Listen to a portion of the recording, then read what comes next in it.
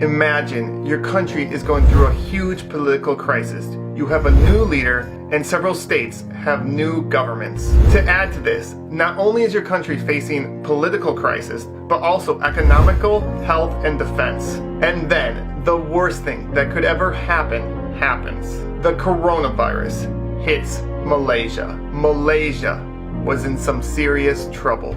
But don't you ever underestimate the power of Malaysians.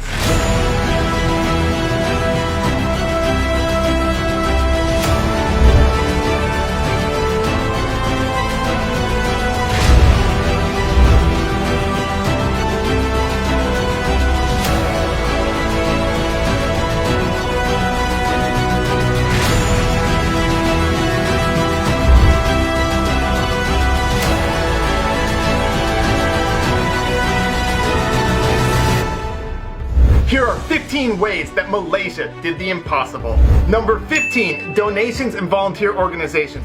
So many people volunteered and so many organizations helped out. For example, Emirat provided healthcare workers with food, AC units, and raised over 3 million ringgit for medical supplies. Number 14, top doctor. Dr. Noor Hassam Abdullah has been ranked one of the top doctors in the entire world at fighting the coronavirus. And not only does he present accurate facts, he's able to do it in a way that gathers support and also keeps people calm as he does it.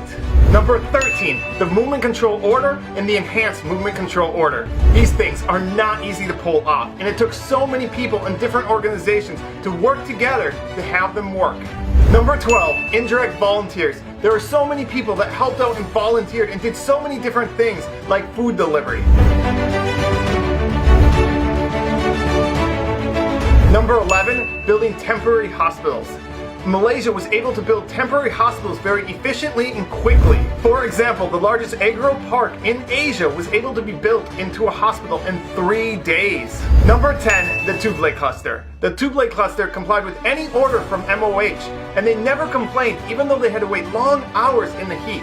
Number 9, banks. Banks lent to the borrowers for 6 months. Number 8, universities. Universities allowed students to stay for free and provided them food as well. Number 7, stipends. Nearly 4 million homes received up to 1,600 ringgit. Number 6, ignoring politics. Opposition leaders came together and forgot about politics for the good of Malaysia. Now that is really cool. Number 5, protecting the most vulnerable. Malaysia did a great job in protecting those that were most vulnerable, homeless and foreign workers. They were put in public halls and provided a tent. Number 4, Malaysians returning home. Malaysians returning home from overseas were provided a free hotel, free food, and COVID-19 testing during their 2-week quarantine.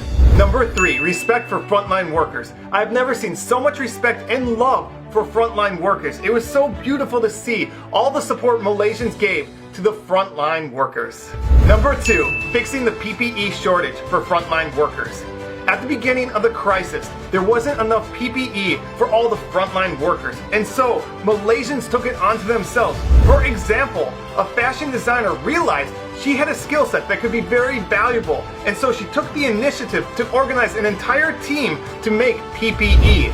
Prisoners made PPE, college students made PPE, even a Malaysian born with no arms didn't let that stop her from making PPE. And number 1, most important, is teamwork. It didn't matter if you were a celebrity or an average person. It didn't matter your social status. It didn't matter your gender, your religion, your ethnicity. All Malaysians came together for the better of Malaysia. And that's how Malaysia was able to do the impossible, to go from a country that had 3 times more cases than any other country in Southeast Asia to now being one of the safest countries in the entire world.